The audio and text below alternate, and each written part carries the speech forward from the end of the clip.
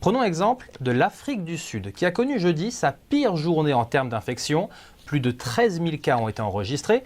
Cela porte le total à près de 240 000 personnes contaminées et fait de l'Afrique du Sud le 3e pays le plus touché au monde. A noter tout de même que près de 2 millions de tests ont été effectués dans la nation arc-en-ciel depuis le début de l'épidémie.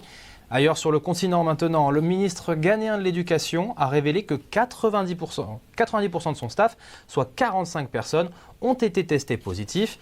Tout le ministère est donc en isolation. De son côté, le Kenya rend hommage ce vendredi au premier docteur décédé de la Covid-19. Et au Zimbabwe, ce sont 21 membres d'un hôpital qui ont été testés positifs et sont eux aussi en isolation. Porter de telles tenues de protection dans un pays chaud comme le Nigeria n'est pas des plus simples. Pourtant ici, le personnel le fait des heures durant. Le nombre de cas sur le territoire est en constante augmentation. Nous nous trouvons dans une unité d'isolement à l'hôpital universitaire de Lagos. Toute personne testée positive au virus est traitée ici. Le docteur Akassé n'est pas rentré chez lui depuis 12 jours. Laissez-moi vérifier vos niveaux d'oxygène, monsieur. Cet homme de 75 ans s'est effondré lors d'une intervention de routine. Des tests ont confirmé par la suite qu'il était infecté. Le docteur Akassé est inquiet. Le vieil homme se sent toujours faible.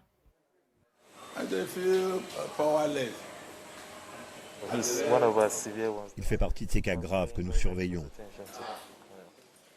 Les gouvernements successifs ont été accusés de sous-financer les services de santé.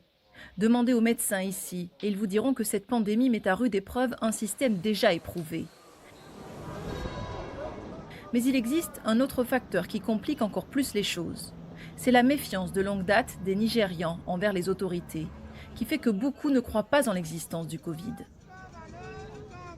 Voici un centre d'isolement pour malades du corona, mais il n'y a personne dedans. Cette vidéo montrant un présumé centre d'isolement vide destiné à traiter les patients est devenue virale. Le gouvernement l'a qualifiée de trompeuse, mais de nombreux Nigérians restent sceptiques. Les centres d'isolement, les gens dansent, mangent. Il n'y a pas de corona. Je l'ai vu sur YouTube. Non, nous n'avons vu personne qui l'a. Si le coronavirus était en Afrique, alors dans mon voisinage, environ 30 personnes devraient en mourir pour me convaincre. Aucune des personnes à qui nous avons parlé ne portait de masque ou ne respectait la distanciation sociale. Alors que les chiffres continuent d'augmenter, ces comportements sont très préoccupants. Ce n'est pas seulement les gens de la rue, nous l'avons vu chez les gens instruits, les gens qui ont beaucoup voyagé. Je pense que cela va compliquer de manière importante les efforts pour enrayer la pandémie.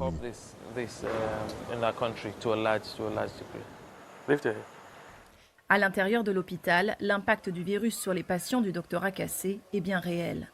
Cette femme a perdu sa sœur à cause de la Covid et maintenant, elle et ses neveux sont infectés. Elle ne sait pas quand elle pourra enterrer sa sœur. J'étais très proche de ma sœur. Elle nous a quittés. Je ne l'ai pas encore enterrée. Je ne sais pas où trouver l'espoir. Je ne sais pas. Je suis vraiment désolée. Jusqu'à présent, la situation en Afrique était plutôt encourageante.